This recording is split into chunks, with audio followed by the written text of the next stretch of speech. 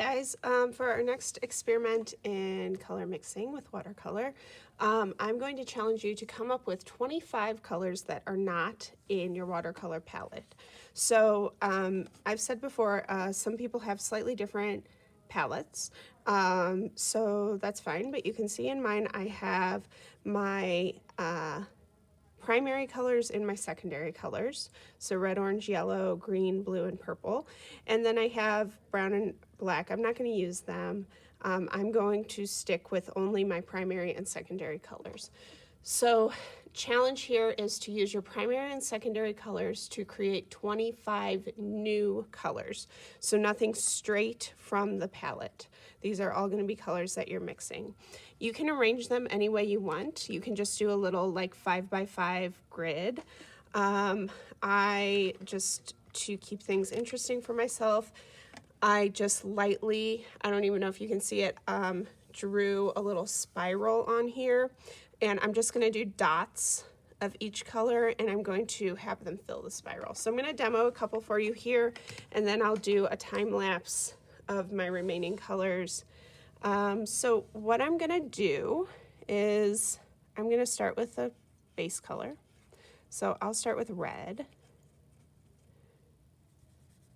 And I'm going to be working in my mixing tray. So you do want to make sure your mixing tray is clean.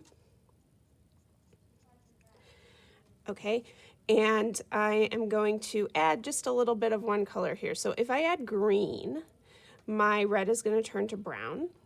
So that's fine. So that's kind of a fun way to neutralize a color. So if I add just a tiny touch of green, my red is going to get a little bit less bright. I'm going to add more. So it's going to become a little bit more neutral. It's going to start to look like something that maybe you would find like in nature. This sort of brownish red color.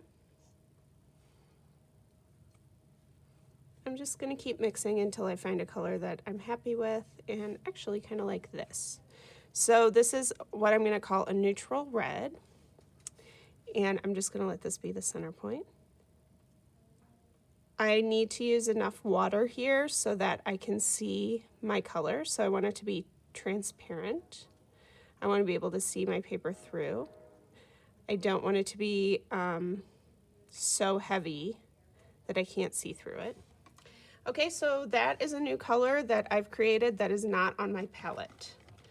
I can't find that anywhere on there. I do have brown on my palette, and it's not the same brown.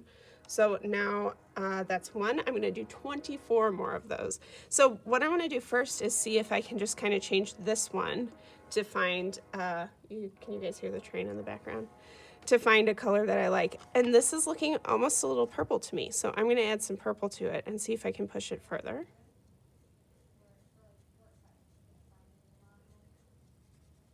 And remember, I don't want it to match the purple in my palette. So let's see. That doesn't really match, but it's close. So I'm going to bring in a little bit more red.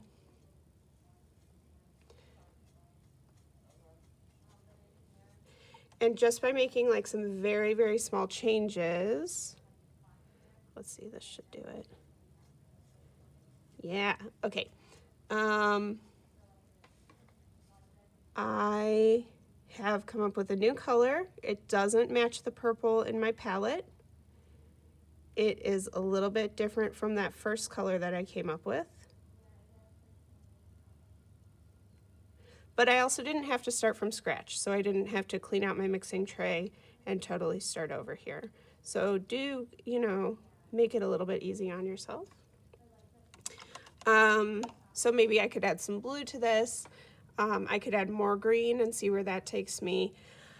But really the idea here is kind of pushing yourself to mix colors and create new colors and see what you can come up with. So I'm going to finish this off. I'm going to do 23 more colors at least. I might do more. And see what I come up with.